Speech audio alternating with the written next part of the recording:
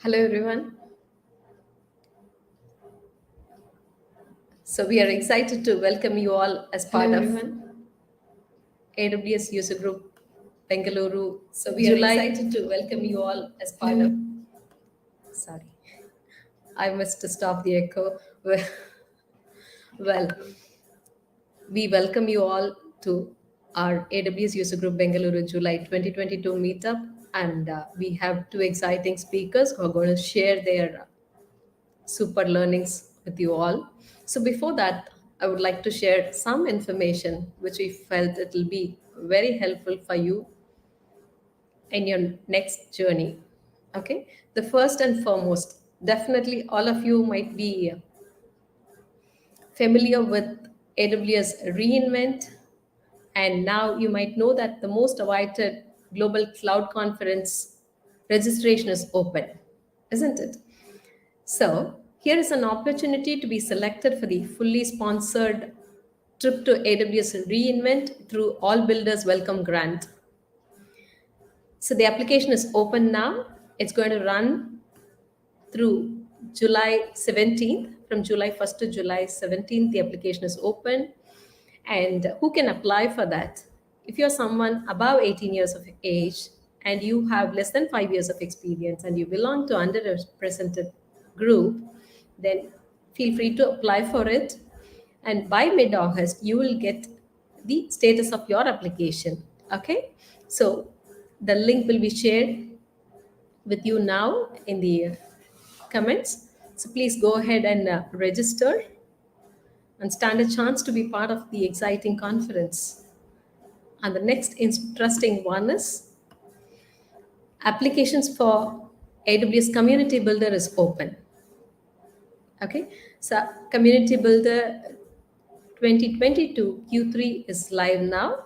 So, what is this AWS Community Builder program is all about? The program offers you with technical resources, education, and networking opportunities. So, who can apply for this AWS Community Builders? Are you someone or you know someone who's a tech savvy and is already passionately sharing their learnings about cloud technologies with a wider developer community through the blogs, videos, or open source projects in terms of tech talks and much more? You are the one who can go ahead and apply for it.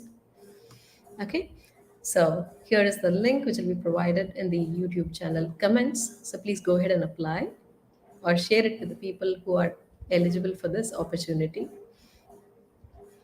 And the next interesting one, this is for students. So we have AWS Deep Racer Student League 2022, which is open now. So please check out the link given to learn more about that and share with the students. Let them learn about the event, go participate and win. Okay. So now here is the whole suite of social media coordinates for you to stay connected with AWS User Group Bengaluru. The first one is a meetup page, share with people to register. We have the LinkedIn, Twitter handle, all of that. So to keep in touch with the constant communication with the AWS User Group community based out of Bengaluru, we have a Slack channel. You can go ahead and join to interact with them.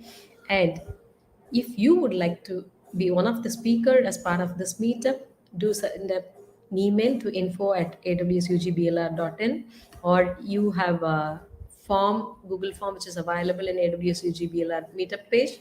From there, you can submit. Or you're a great learner, if you're looking for specific session or on your favorite topic, do let us know. We will try to organize an expert session in that topic. Okay, so that's it from me as of now. Next, we'll go ahead and invite our next speaker. So, we have two speakers who are waiting to share their knowledge with us today. First one is Asha Purna.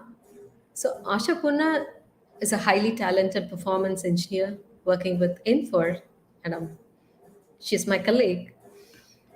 She has catered to multiple requirements by proactively ensuring solid application performance with high availability and scalability.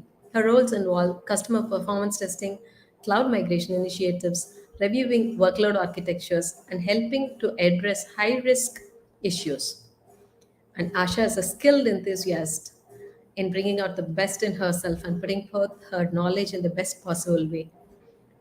So, we all know that load balancer is one of the most important component of any application's architecture. It is used to handle the heavy traffic and distribute it among different servers. And here is Asha to talk more about autoscaling group and elastic load balancer. Over to you, Asha.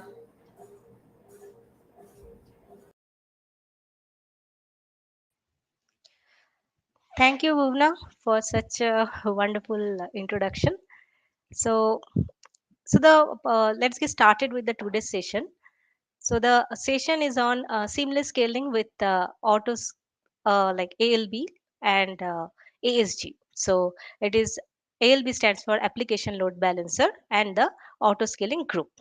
So, in this journey, in this session, we are going to see the key concepts of elastic load balancer and how auto scaling group works together with the elastic load balancer and helps to reach the seamless scaling. Uh, what is their workflow? How these things happen? We are going to discover that part in this session. So let's have a quick look on the introduction part. So we have the today we are going to cover this first we will go and understand what is elastic load balancer. We will get a good understanding about the specific type of elastic load balancer, which is application load balancer. We will get an understanding about the workflow of ALB. Then we will try to understand the purpose of having auto scaling group and different components that work inside the auto scaling group and how it helps to achieve the purpose. Okay, so first take a look what is load balancing. Okay, so load balancing is basically a technique where we will have the incoming traffic and we will distribute it to the different targets, different resources. Okay, so the purpose of doing this technique is to achieve a high availability and fault tolerance for your application. Okay, so with the help of this we avoid downtime of any applications and avoid crashing with the overload of the traffic. Okay, so in the case of elastic load balancing, if we go into very specific way, the elastic load balancer helps to automatically distribute the incoming traffic across multiple targets. So your target could be anything. It could be EC2 instance, it could be a container based service, it could be IP. So in that way, it helps us to have a availability and fault tolerance of your application. It has different features. The most important is like the monitor. So it monitors the health of your application and depends on the results it distribute the load different among the different target groups. It works closely with the auto scaling group and that again helps to scale your application either adding different target groups or decreasing the target groups. The benefits of having these two together, it helps to reduce the cost. Okay, so if we go back to the traditional system, then we had different data centers, we had to maintain it, then either we had to calculate more servers or we had to calculate less servers, and sometimes the downtime is very high. So those kind of lot of complexity was there. So with the help of elastic load balancer, we overcome all these things. Okay, so let's have a quick look the different type of elastic load balancers that is present. Is first we are seeing it's an application load balancer. So application load balancer we will see later how it works, but if we give a brief understanding, then it works in the seventh layer of the OSI model. So let's have a quick look on the OSI layer. So in the OSI layer we have seven layers as there, and the seventh most layer is the application layer. So application load balancers works in the seventh layer. Okay, then we have network load balancer. So what happened? Uh, First is that network load balancer actually works into the TCP layer. Okay, the fourth layer of the OSI layer. So what happened when we are sending a request? Okay, when a user is sending a request, how it reached to the target?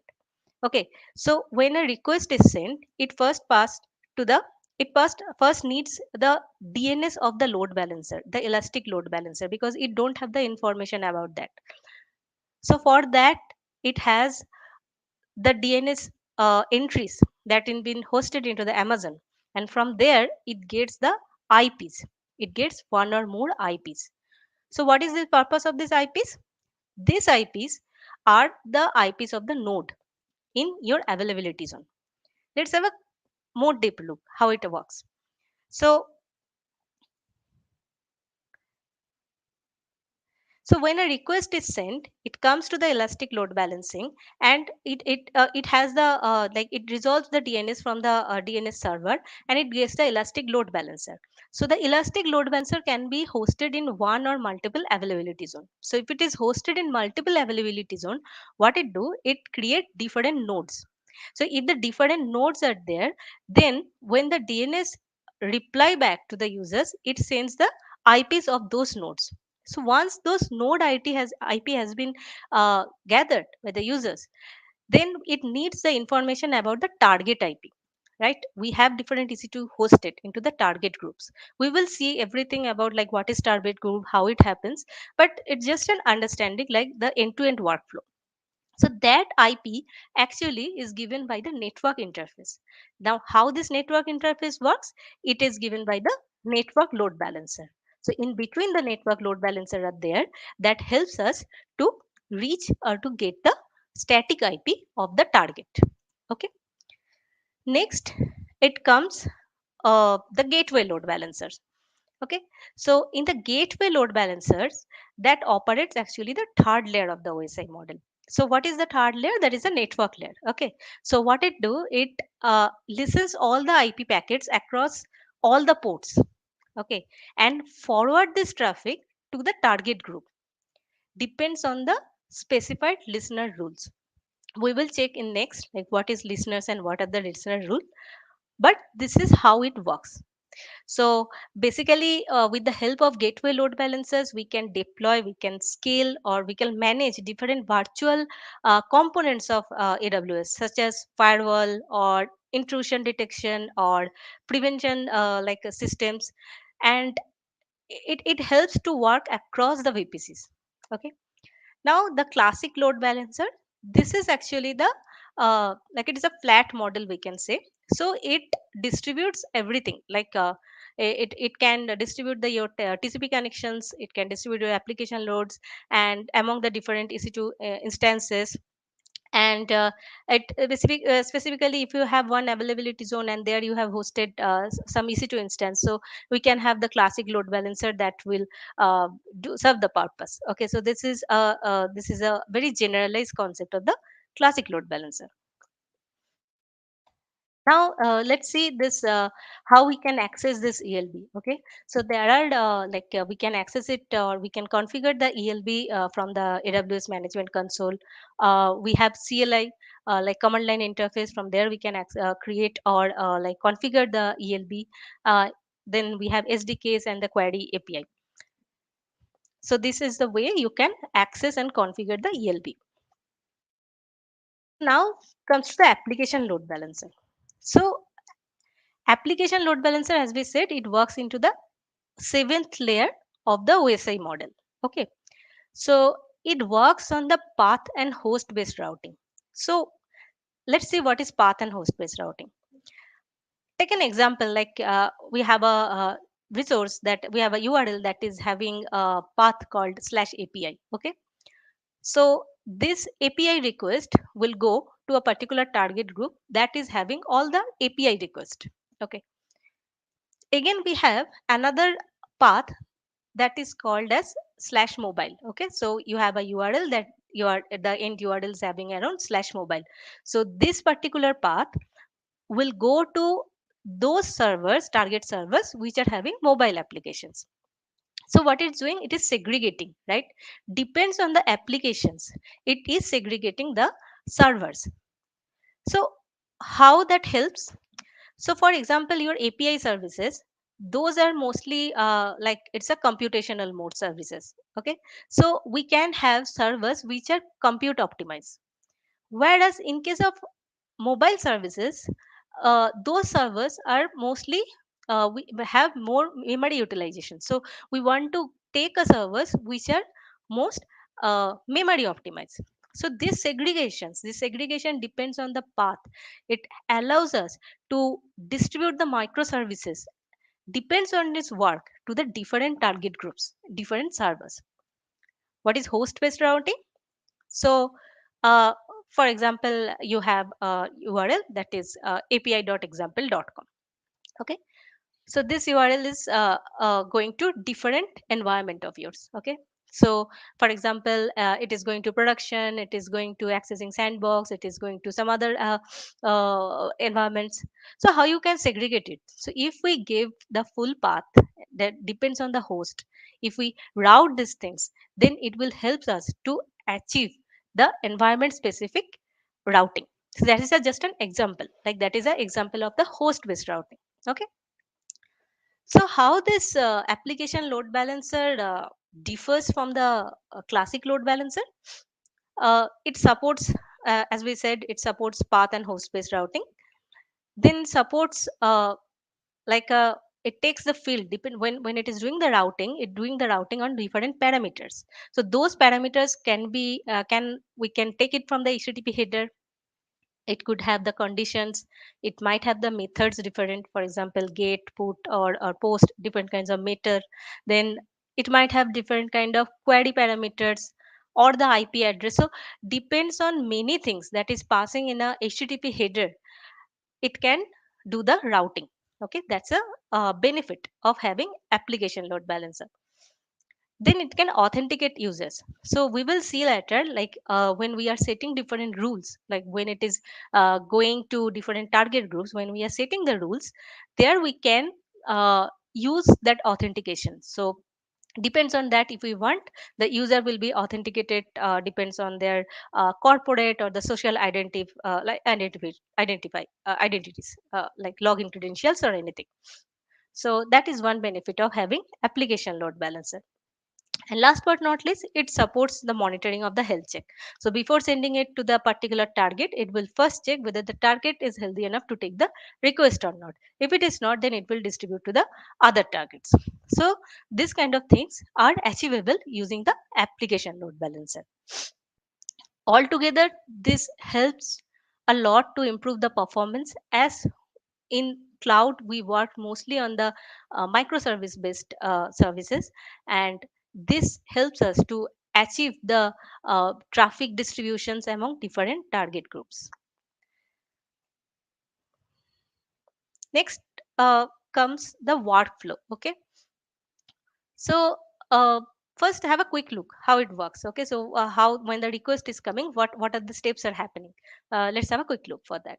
So for example, when the request is come from the users, and it resolves it resolves the DNS, and it passed to that, and it got the every details, then the load balancer sends it to the listeners. Okay, so the listeners will have different rules.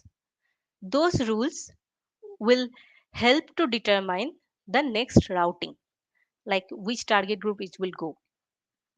It will uh, it will use different like protocols and the port to configure that routing.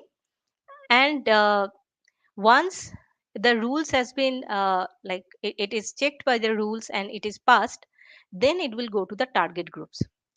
So target groups basically a logical groups of different targets. So you have different EC2 instance, so we are logically grouping different EC2 instance into a target group. We can have IPs, we can have ECS containers, container based services. So those we can group together and called as a target group. This health checkup that we were talking about, like it will be done into the application load balancer, that is been done into the target group. Okay, so let's check what is listeners. Okay, so when the application load balancer sends the request, it sends it to the listener. The listener is particularly a process. Okay, so it first checks the connection request using the protocol and the port. Okay, so from the client, when it gets a request, it will check for these two, and then different rules it will be applied, and depends on the priority of the rules and the what the action needs to be done against a rule, it will passed to the target group. So the rules have different attributes. So the most important one is the rule action types. So as we were talking about that application load balancer have authentication capability. So how that works, in the rule action type we can define it. Okay, so for example, we are here defining authenticate cognito. So what it will do, it will say authenticate the users into the AWS cognito. Okay, generally the encryption and decryption we can like separate from the application load balancers workflow, because in that way it will mostly concentrate on the routing and the traffic distributions. But if we need, we can put the encryption and decryption. Okay, what all other rule actions are there? It has forward actions. So if we are getting a request, it will check the request by the http header or the different like the url, and it will forward the action to the target groups. Okay, if we want to redirect, if we want to have the redirect functionality, that also we can define it here. So redirection can happen permanent redirection or temporary redirection. That thing we can achieve through the http status code. Okay, apart from that, we have different rule condition types. So what comes under the rule condition types are, if we want to have the http, we want to route through the http method, as we said earlier, or the depends on the http header, or on the versions of the http, if we want to route in that those way. So those conditions will comes under the rule condition types. The protocol that listener supports are http and https. So if you are enabling the https, then it must to enable the ssl. Without ssl, https won't work. So the ssl, when you are enabling, you need to update the certificate into the server side. The port it supports from the range, the mentioned range, like it is 1 to 65,000 535, in that range any port it supports. So by default, uh, we have the capacity of like 50 listeners we can host into the ALB, but again it is adjustable. Now, what happens if the rules are not getting matched? So your request comes and it checks the listener rules and it is not matched. So in that case, whenever we are creating a listeners, a default rule will be attached with it. So with the default rule, a default action will be there. So when the rules are not getting met, or you have any issue with the rules are not parsing the request, in such cases we can take the default rule will come into the picture. So once the listeners are passing those requests and it gives the priority depends on the rules and it pass the request, it next goes to the target group. So this target group is basically a logical grouping. So in that target group we will have different services, or we can have ips, we can have instances, and we will have the health check here. Okay, so the health check of the application load balancer is performed here. Okay, so it will first check the health of every target group. If it is meeting, then only it will uh, distribute the request. So let's take an example. For example, we have our rules like all the traffic will be distributed into 50-50% of each target groups. Okay, so in such cases, if we have two EC2 instance in target group 1, and 8 EC2 instance in target group 2. So then we will have 10 instances. Okay.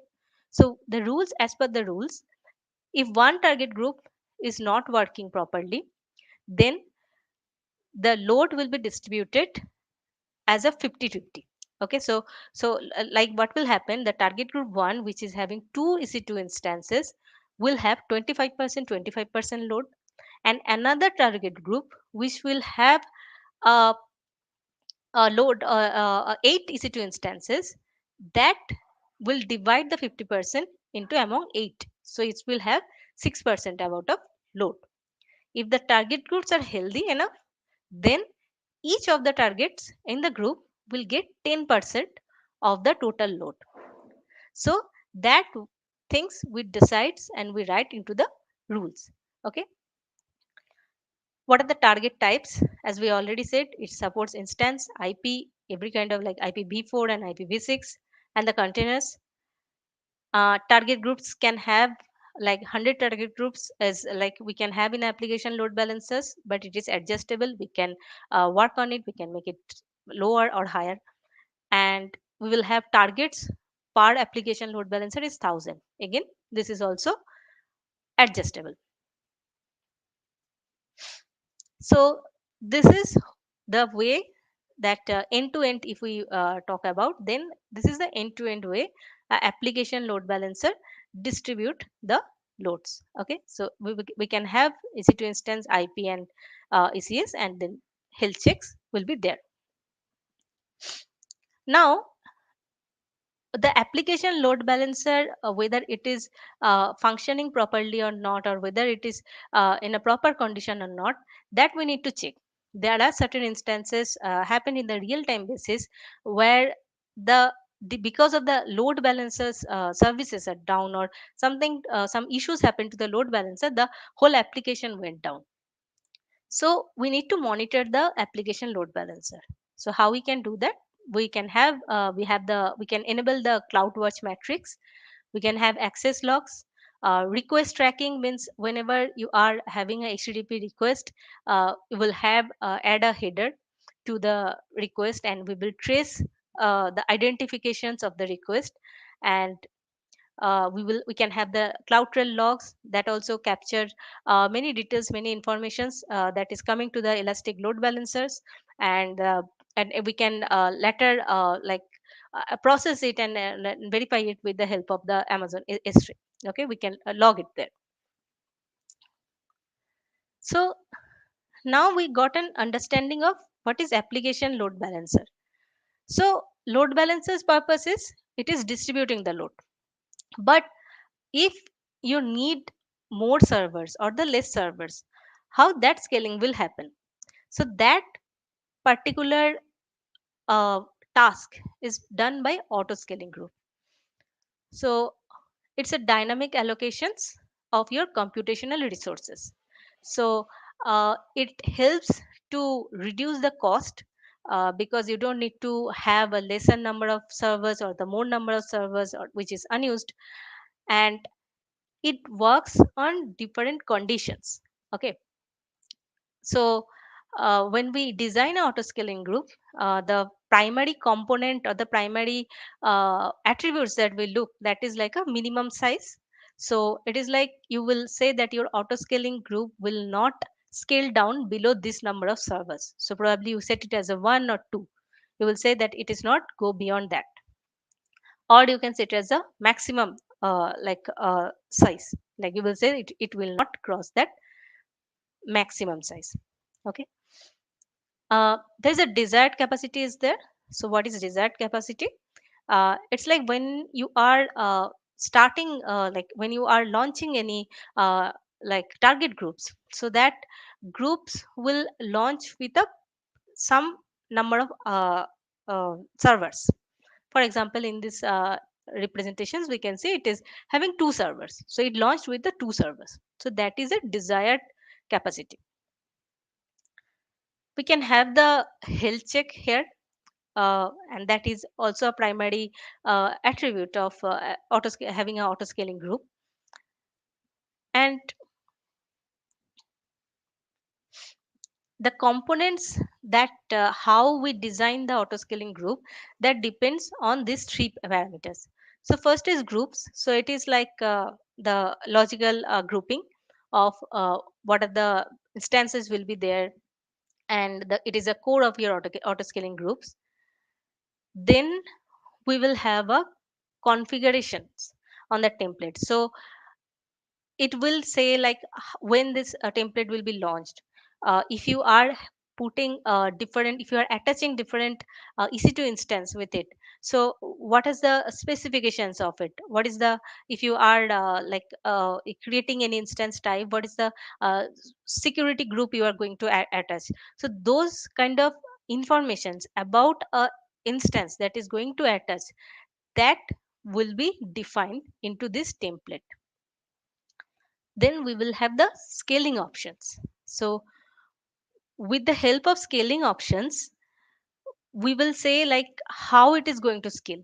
Like it is it going to be a dynamic scaling, or will it be a manual scaling, or it is a like you have certain schedule scaling. For example, in every day your application at 5 o'clock gets a huge traffic, so you scheduled it that way.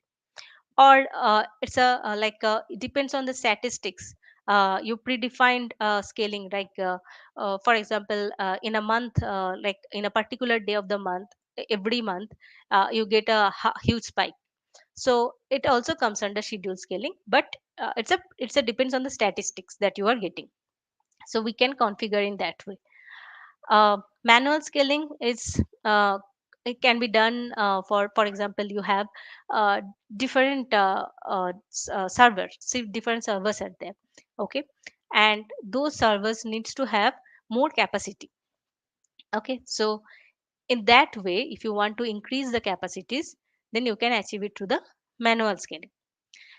Or else, if you want to attach different ec2 instances, that also you can do using the manual scaling.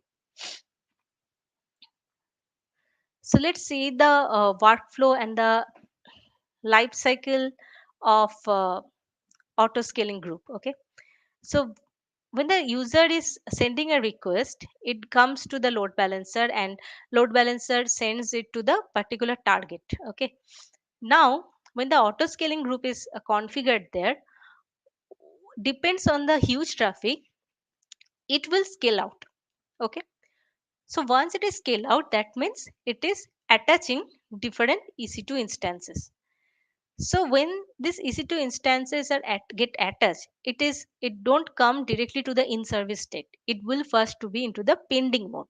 So into our EC2, if we go to the target servers, there the EC2 will be into the pending wait mode. After some times, it will come to the service mode. Like it will be into the in-service modes. Okay. Once it is in in-service mode, from there it can go to three different states. It can go to terminate, it can be a detached instance, or it can be in a hold positions, what we call it as. So when it will be terminated, for example, you don't need to have this instances anymore, and scale in happens. So when it is scale in, that means your applications are that going it is in a syncing mode, right? So the ec2 number of instances are going to detach, or it is going to be in the terminate mode. Okay, so in such cases, we will go to the standby in the terminate, or else we can make it in a standby mode. Once it is go to the detached mode, so you can use that detached ec2 instance in another auto scaling group, in another target group, or it can be simple terminated. So this is a generalized flow of autoscaling group.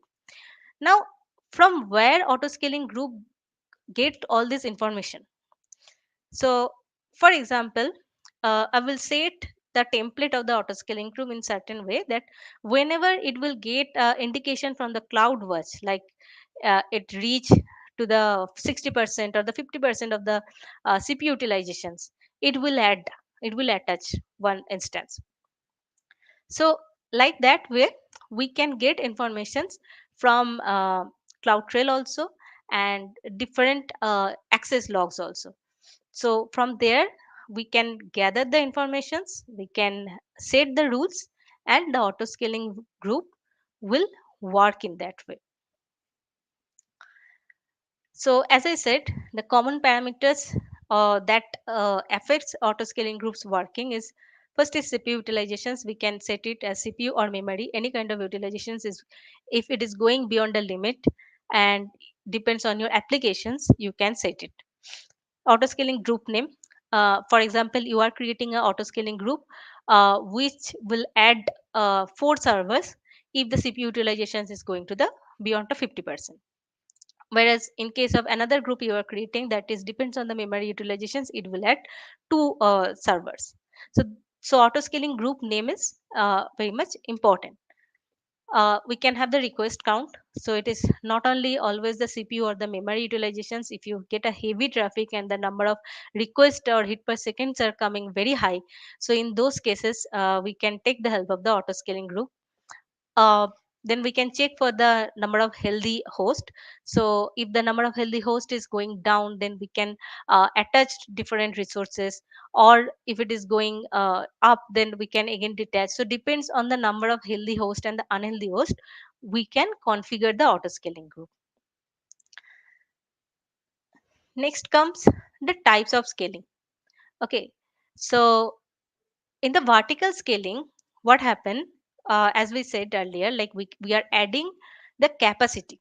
Okay, so we are what we are doing, it's we are adding the different uh, we will do the scale out. So we will, what we'll do in this vertical scaling, we will change the instance capacity. So for example, you have a hard disk of some GB and you want to increase it because your memory computation is going very high. So that kind of scaling is called out scale out, and it is called as vertical scaling, and it increase the capacity. The must things in the vertical scaling is server reboot. Okay, so we need to reboot the server. Whereas in the case of horizontal scaling, we will do the scale up. So what we will do, we will add or remove EC2 instances. So it can be achieved automatically or dynamically or manually, or depends on different conditions. So let's have a quick look about the features and benefits we are having of these services. So it improves, first is improves the fault tolerance. So how it do that, like first it has the capacity of checking the health, right? So it will rule out those servers, or it will send very less requests to the those servers which are having very unhealthy states, right? Or it will not send. Then if we have the options, like probably you have different availability zones, right? And you you have the options to disable one availability zones. Probably in that availability zone, some like your servers are not working properly, and if you disable that, then your request, the traffic will not go to those targets in particular availability zone. We can we can configure we can have the like if when once we are configuring in different availability zones, that itself increase the uh, availability of the applications, right? So it is always applicable, like that application load balancer is always hosted into more than one availability zones, and it is always advisable to have more than one availability zones. And last but not least, this helps us to reduce the cost in a very huge way, because we don't have to think about like number of redundant users, or not number of less users, less servers. Okay, so as we have the auto scaling group, it will be dynamically adjusted.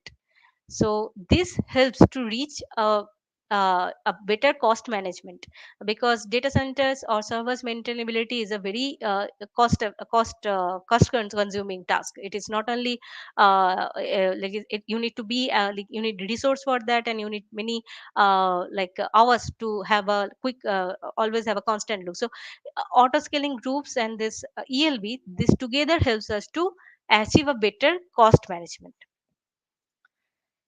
So this is all about like the brief understanding about auto scaling group and the ELB and ALB. So if you have any questions, you can put it into the chat and I will answer.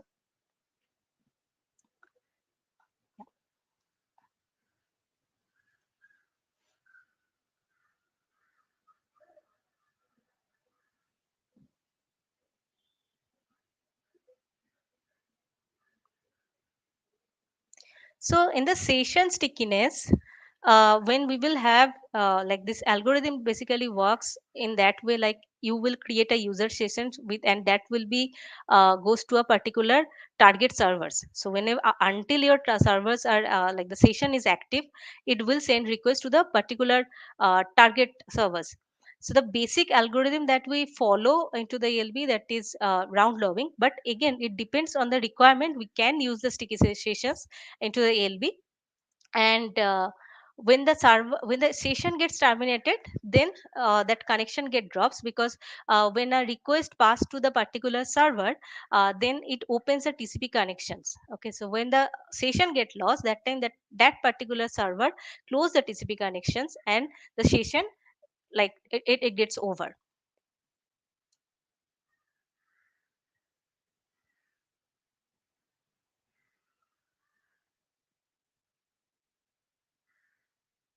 It can be like we use ELB into the multiple availability zones. So what we do when we have a like elastic load balancer and we have multiple availability zones, it will create different node in each availability zones. Okay, so when the user sends the request, before it goes further, it first, as I said earlier, it will go to the DNS. So the DNS will give you the different IP. So those different IP will be the IP of the nodes of the different availability zones.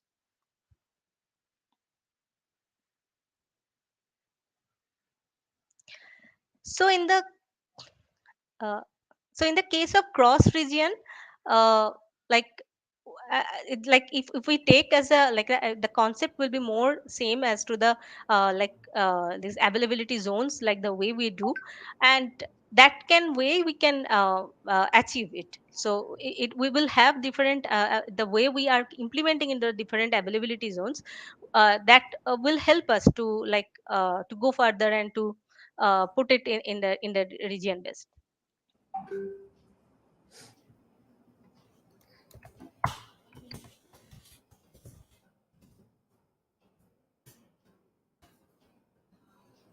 I think we are good. Is there any questions?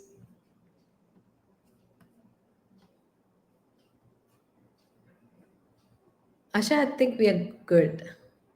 Okay. Session was great, awesome. We had only three questions. I think we can move on. Thank you so much for taking time out to preparing and coming and sharing the knowledge about elastic load balancer, application load balancer, and auto scaling group. Thank you so much. So I still have one more question. Probably we can take this one as a last and then move on. Auto scaling can be scheduled. Yeah, we can schedule the auto scaling, right? For example, each day you have like 5 o'clock or 6 o'clock you get huge traffic, so you will schedule it into that like in the scaling actions, so you can schedule it there. So in that way it will attach more resources, or depends on that it will do the scale out or scaling. Yeah. Thank you, Asha. Thank you so much. Thanks, Uvula. So we'll move on to the next speaker. Before that, I've shared the quiz link in the chat window. So please go ahead and click that link, register yourself, so that soon after the second session, you'll be able to take up the quiz. Okay, a registration is required, so that once the contest is over, we will know who's the winner, so that we can pass on the AWS credits to the winner. So please make sure you have it registered and be ready to take up the quiz soon after the next session. Okay, so now moving on to the next session, we have Shweta here. Shweta is a senior architect at IBM and she's an SME in cloud containers, and Kubernetes technologies. So, with her 2 decades of experience in various industries, she is pro in designing modern systems as well as modernizing the legacy systems. Eminent speaker at various technical conferences and summits, such as AWS She Summit, IBM QB Summit, and DevSecCons Europe, etc. So, in this session, she's going to talk and educate about how to bake or build a container image so that you do not have any security loopholes when those container images are finally run. Okay, so over to Shweta to share her favorite recipe to bake safe containers. So, Shweta, all yours. Welcome to AWS User Group Bengaluru. Please share. Yeah. Can you share your Sure, slide? sure. Just going up. Uh, Hope you're it's good. visible. Yes, you're good. Please carry on. All yours. Okay, perfect. So first of all, thanks Bhuvna for hosting me today, and thanks audience for listening to this session. Welcome all.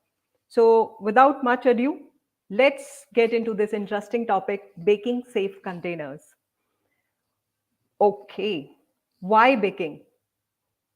Because baking, especially cake baking, according to me, has a lot of similarities to your container building process.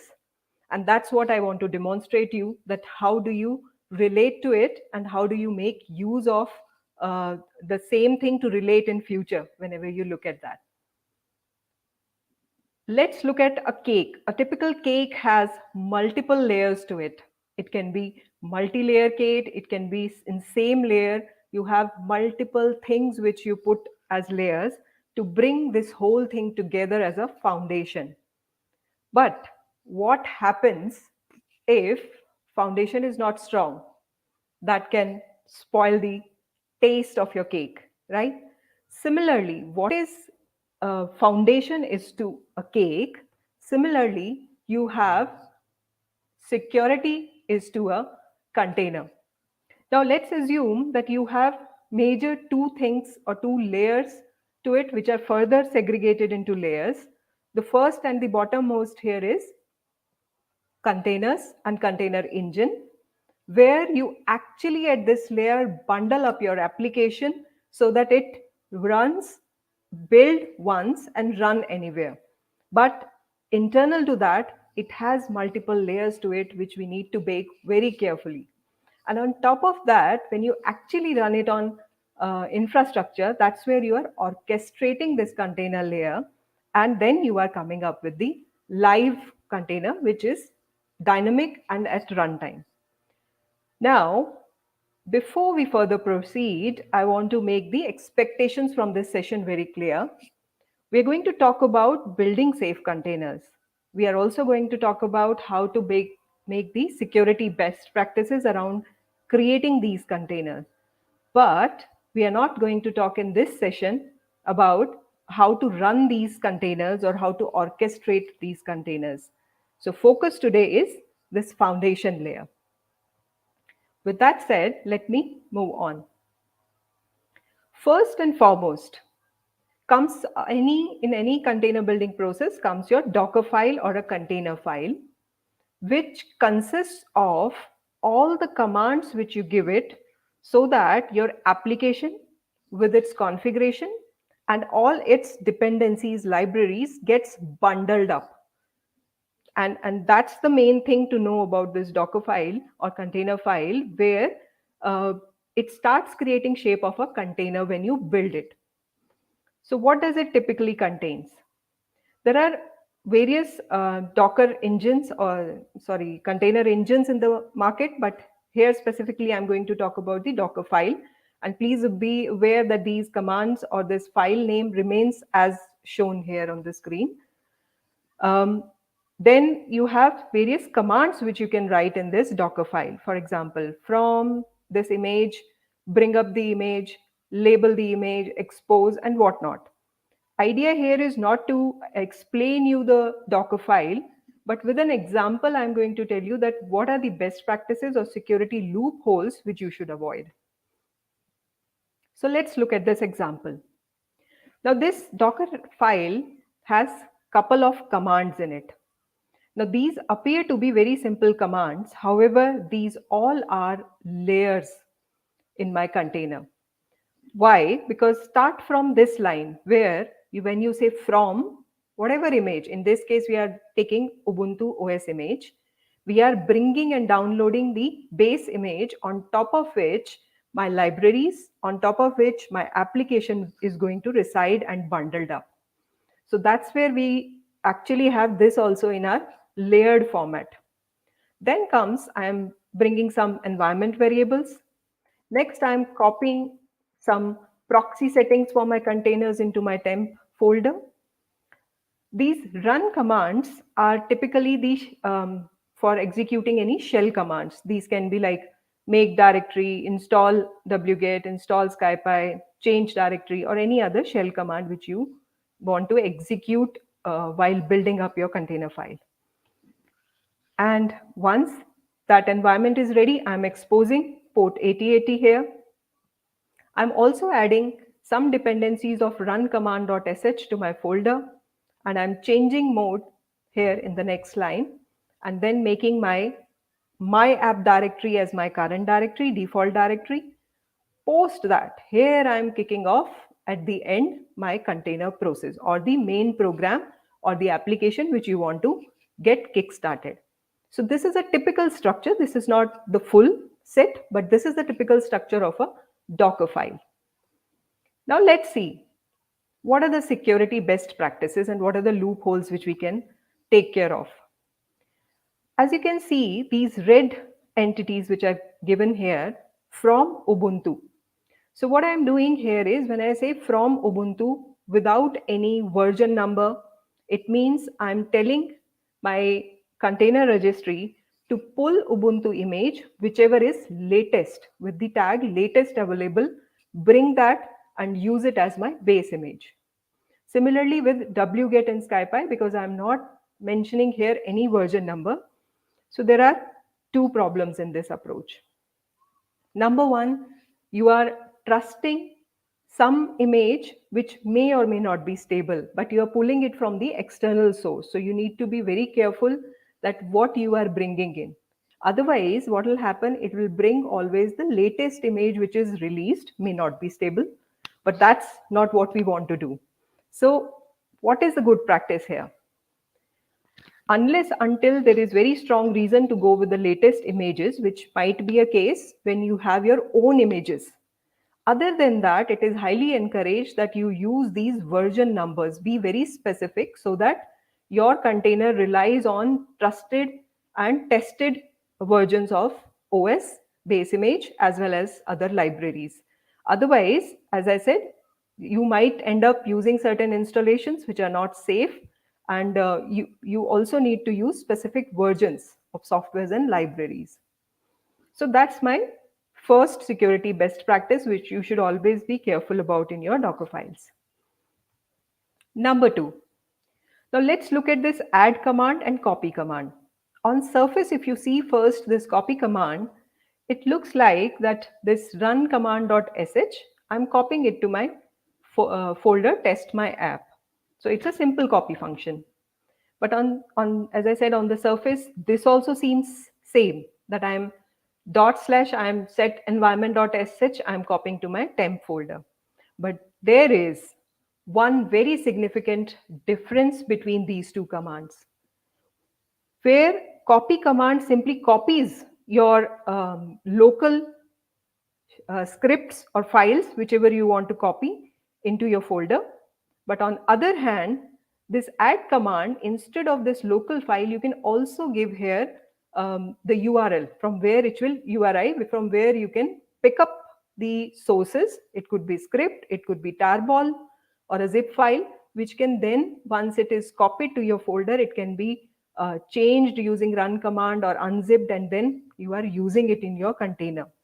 But the problem with that is that whenever you are relying on external scripts or external tarballs, you don't know what you're bringing inside your house, inside your container. So be very careful when you use add. So it's always that copy is encouraged over add command. Be aware of that. Moving on to the next best practice area is container minimal access. Now, what is this minimal access? Let me show you a command where what I'm doing is I'm running Docker. One second. I think I'm okay. So I'm giving Docker run my Ubuntu in a shell, Ubuntu container image in a shell. So what is happening here is that this dollar, if you notice, it got changed to a hash. It means now I have entered into the container image. I'm inside a container image. So if I now say who am I'm root. With user ID, ID minus u if you issue, it will give you 0, which means that you are a root user.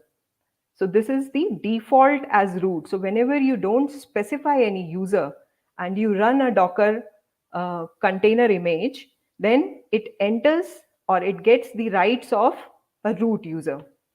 On other hand, you have option to specify minus minus user and a particular user ID so that you are a normal user and your user ID will also be indicated if you issue ID minus u.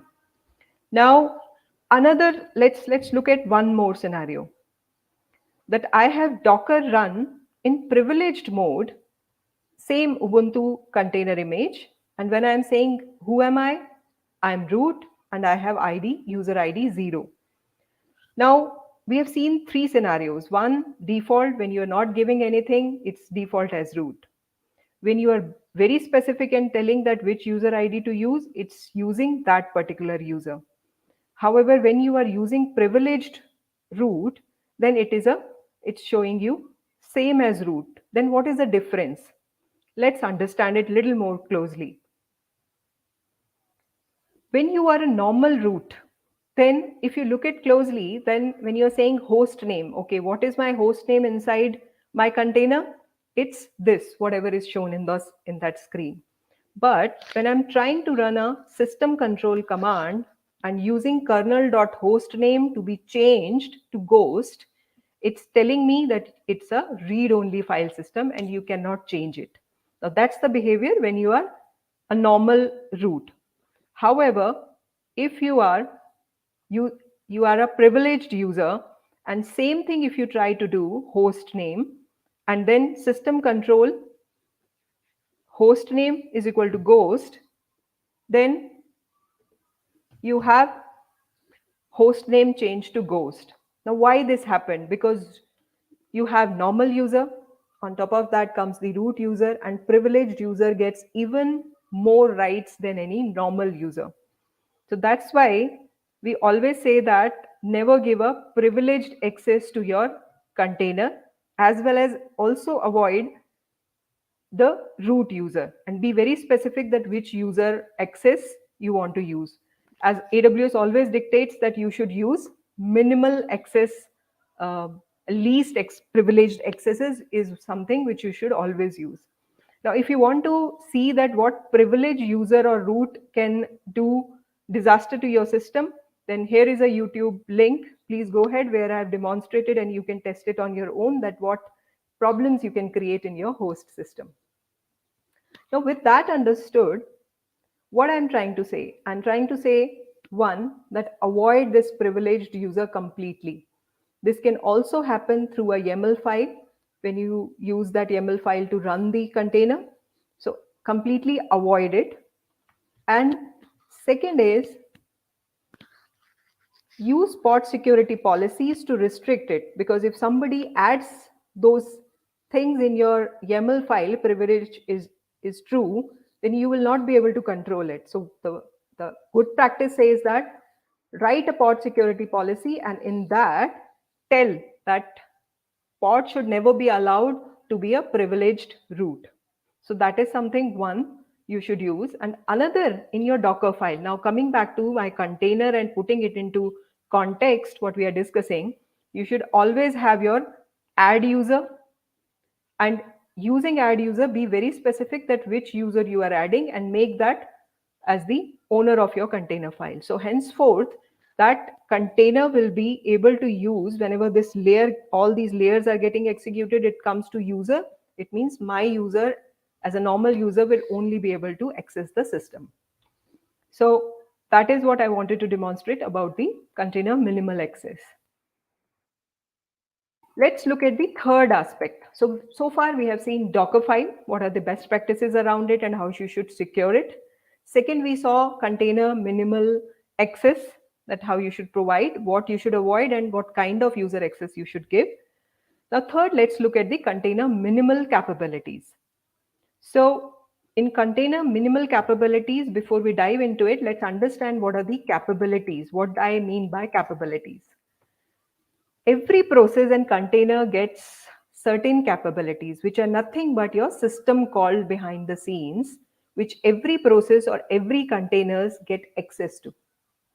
So what happens whenever you have a container gets created, it inherits certain capabilities from the host system, which it's allowed to be used.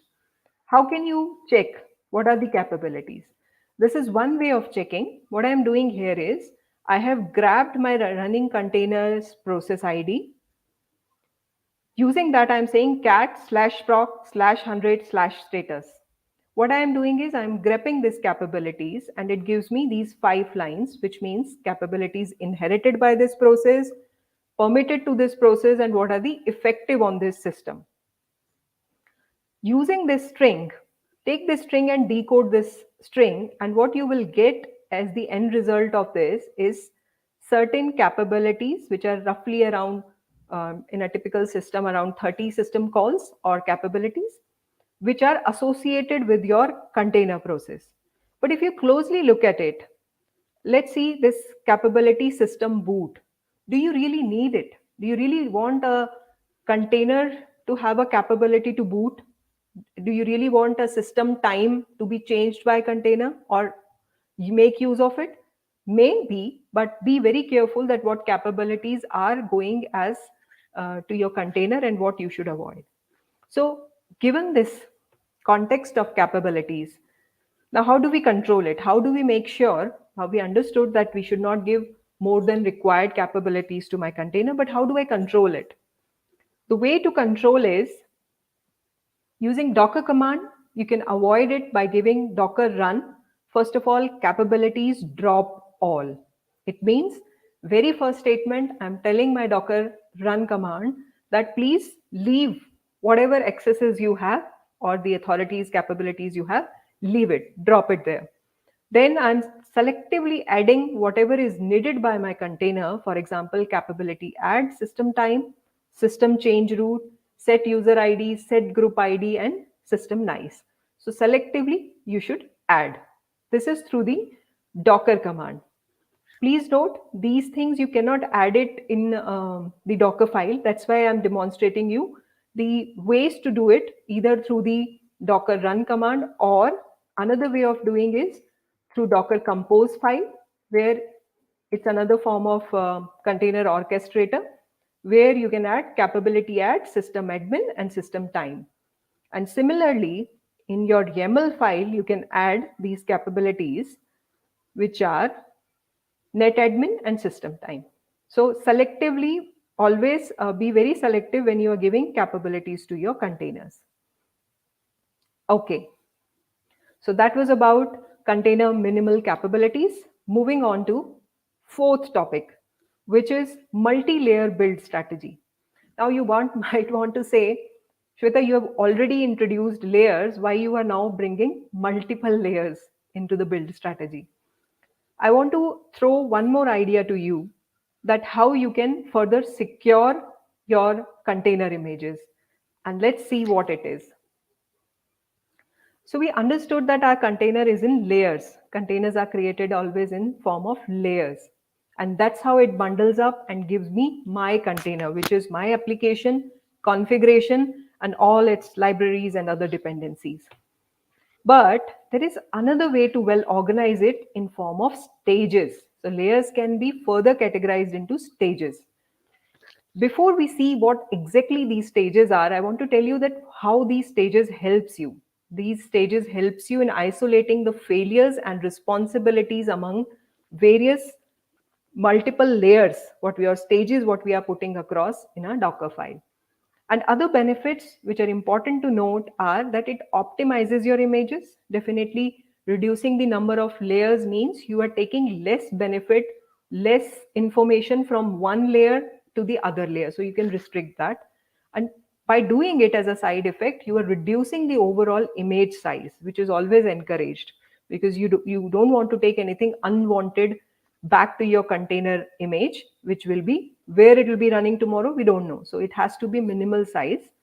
And that's what I want to show you now. Let's see one example.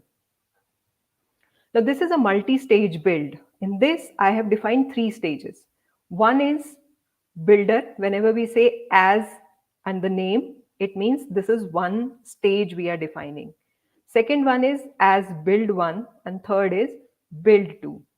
Now, what's happening is that in this layer, I'm first base image I'm using, naming it as builder, and I'm saying that install with no caching enabled my build base. With that added, I'm now moving on to next stage. So it's another layer to my cake, or another stage to my multi-layer cake, or containers rather. From builder, this is the builder name I'm using here. So I am not importing anything further. I'm saying that from builder as build one, copy only source1.cpp and run this source.cpp, because that's what I wanted to do with from that dependency which I downloaded. So I just want to take an action, run this command and move on. Now in third layer, or third stage rather, I'm sorry, from builder again as build 2, we are running another source2.cpp, copying that first and then running whatever I want to run. So that's how very minimal I'm taking whatever from each stage I want to take and moving it to the next stage. So with that, I have no unwanted files which gets creeped into my container building stage, and I'm very selectively telling that what to run, what to copy.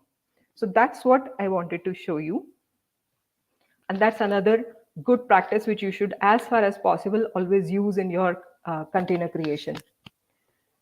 Next comes another best practice when you are building your container is that use .docker ignore file.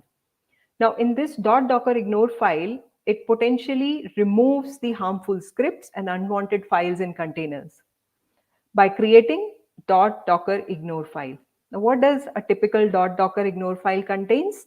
It contains all the markdown files which you don't want to take back to your container. No one is going to use this readme.md once you are running your container. Similarly, you don't want to take sensitive files, for example, private.key, .ssh, settings.json. These are good to run and build the containers, but these are meaningless or harmful when you take it to the container. So you just want to drop them. And third, there are various unnecessary space consuming files which can also be harmful if somebody is writing something harmful in them. .git, .cache, ignore, .aws, .ignore itself, and Dockerfile, because you don't want to use it once your container is built and once it will be running. So that's another way to have multi stages and avoid the bundling up unnecessary things. Next, let's move on to secured and private repository usages. So far, we were talking about bundling, what to write in Dockerfile, how much access to give, what capabilities to enable, and what not to take in your container file. But now let's lend into using the private repository and why we need it. Because let me first relate it to my cake baking. So if you have a cake now nicely created and built, you won't like to keep it in open, and it can be harmful. Any external attacks or any external harms can happen. So you want to protect it. Similarly, when you have your containers created, you always want to secure your container images. And for that, you should either use secured registry or repositories or private registries. There are a couple of options which you can use when you have secured or private repositories or registries. First and foremost, if you are using it for testing, development purposes, then you can use Docker Private Registry to keep your container images. Second is Docker Hub, where you get all these public and trusted uh, container files or images and you can use them. So that's the first place. Then second is third party registries. So if you want the full blown container features, container images, protection features in a registry, that what those can be, for example, labeling, history maintaining, tagging, or your scanning, then there are some registries which support it. For example, Koe is very well integrated with Red Hat OpenShift products. Then you have JFrog Artifactory, which is quite popular among the clients who are on-prem and moving towards the cloud. So you might want to keep it because it has good features. And then comes your cloud provider registries, which is always convenient to use when it comes to using a container registry. For example, you have AWS Elastic Container Registry, Azure Container Registry, and there might be more with each cloud provider. Last but not the least, which is very secure, if you want your security to be tightened and in your control, then you should develop your own registry, like using S3 buckets or block storages, and have all the best practices implement on top of those registries. But mostly I've seen that using out of these options is convenient for customers. Sometimes it's very secure. If you want to do, then we use private registries also. But in any case, keep your container images protected. Last thing which I want to cover is that when you have container images in your registry or a repository, now what do you want to make sure that though you have taken utmost care to package your bundle, make it as a container image, keep it in registry, but still there might be certain things which are beyond your control, which are like common vulnerabilities and exposures which keeps on popping up every now and then, and we get to know that these are the CVs which are released. So these kind of problems can be you can put it under scan. So we call it static scans of container images. And you can, one way of doing it is that you can run Docker scan and run your image. By doing that, it will report, it uses sync at backend and protects it from CVs. What it does, it does the static scan, and if it finds that from any known vulnerabilities or problems, it finds anything, it brings it to your notice, and you can correct that in your images. Another way of doing it is that there are various third-party tools. For example, AWS Elastic Container Registry, Claire is something which we encourage, AWS encourages to use. And then you have Twistlock, Aquasync, and many other which you can use. But the best thing is that no one is going to run this static scan again and again. So use these tools integrated with your CI/CD pipelines. Be it any tool, but try to have it integrated with your CI/CD pipelines.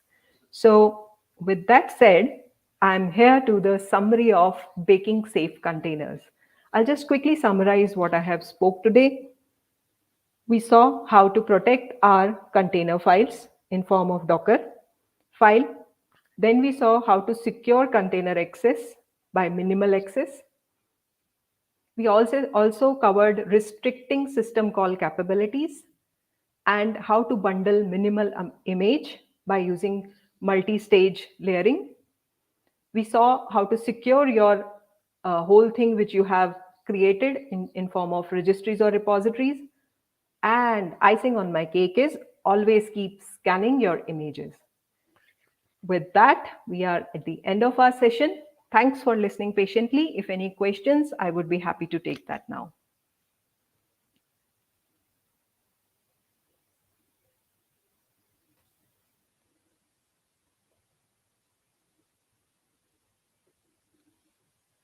Bhuvna, over to you. Bhuvna, you are on mute. Okay, yeah. Thank you so much for the wonderful session. I think we'll wait a minute or so for the questions. If we have any questions, we can take it up. So for all of you, there's going to be a quiz at the end of the session. We are towards the fag end of the session, obviously. If you do not have any questions, we can move on to the quiz. Please make sure you register in the link that has been given so that we can get started with the session. Wait, I'll see if I have any questions. So we do not have any questions. Shweta, thank you so much. Thanks for your time. Yeah. So hope you all have registered. Put a thumbs up if you have registered. We would like to see a thumbs up. If you have registered yourself with the link and all set for the quiz, I am going to share it with Vijay Nirmala, who's going to host the quiz today. Nirmala, over to you to host the quiz.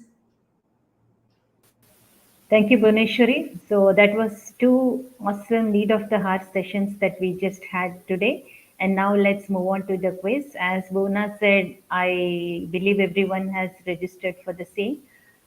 Just let me share the screen.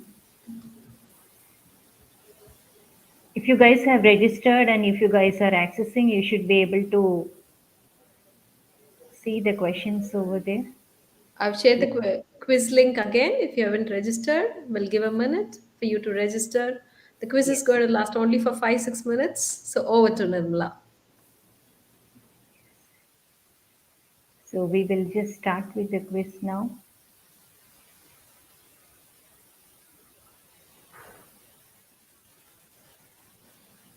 She's getting ready. She's going to start the quiz.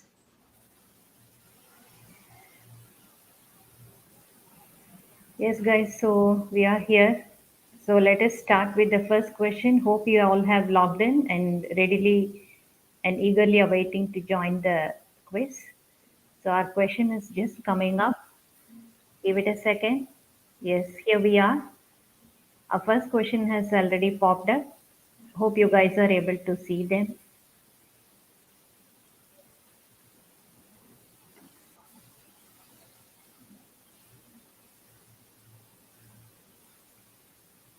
So this question has been completed.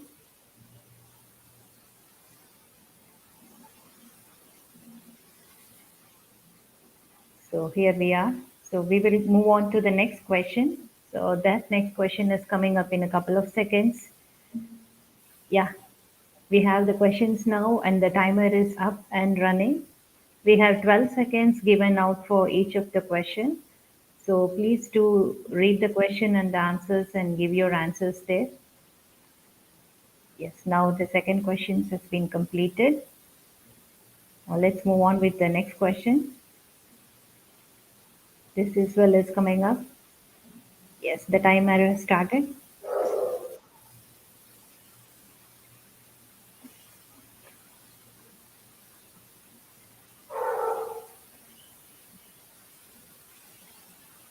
Okay, now let's move on to the next question. And that is about to begin. So basically all these are from the sessions that we just had.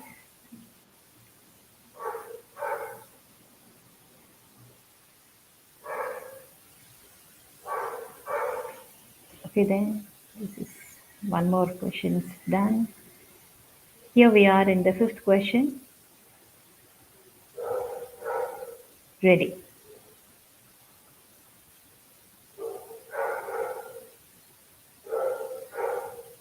Yeah, that's interesting.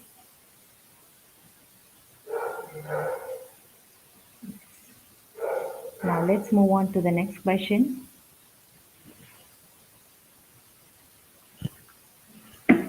Just coming up.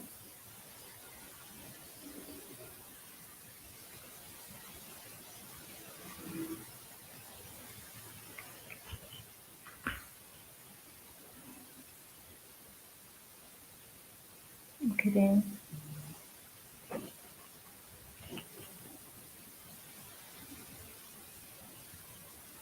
Yes, we have question number 7 now. Getting closer in completing the questionnaire.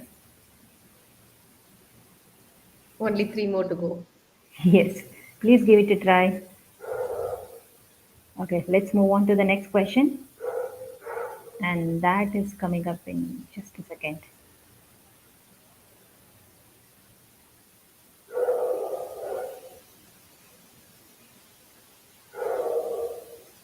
As of now, Saurav, Prasanna, and Mahendra remains on top three with equal points. So let's see who's going to be the first Right. three.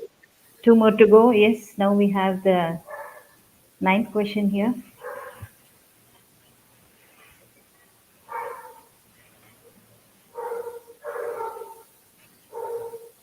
Okay, then. So we are towards end of our quiz, and this is our last question. Just coming up. Yes, it seems to a big one, but worth trying.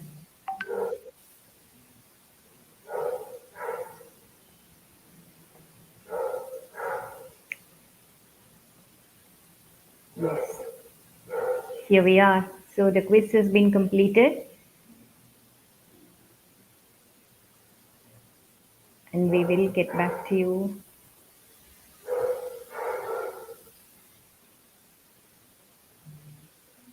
with the results, and the person who have won the quiz will be shared with the credits from AWS. Over to you, Bonna. Thank you so much, Nirmala. Thank you so much for taking time out to help organize the quiz. I hope you all have enjoyed the quiz as well along with the session. So we have the winners list. We'll be sharing the AWS credits with you, okay, shortly over the email. I think we are done. So wish you all a happy weekend. And again, once again, please watch out the three important things or information that we have shared in the beginning about AWS Deep Racer Student League and the Welcome Grant, AWS Community Builders application. So all these three things are open. I definitely would want you to get a look at that. The links are shared in the chat window, and please use it. And another important thing, if you would like to have any talk that has to be covered by experts as part of the session, please drop a note to info@awsugbl.in. Or if you would like to present in upcoming meetups, please drop a note as well with your topic that you would like to share with the world. We would love to host you in the upcoming meetups. Thank you so much for joining us. Wish you all a great learning ahead. Thank you.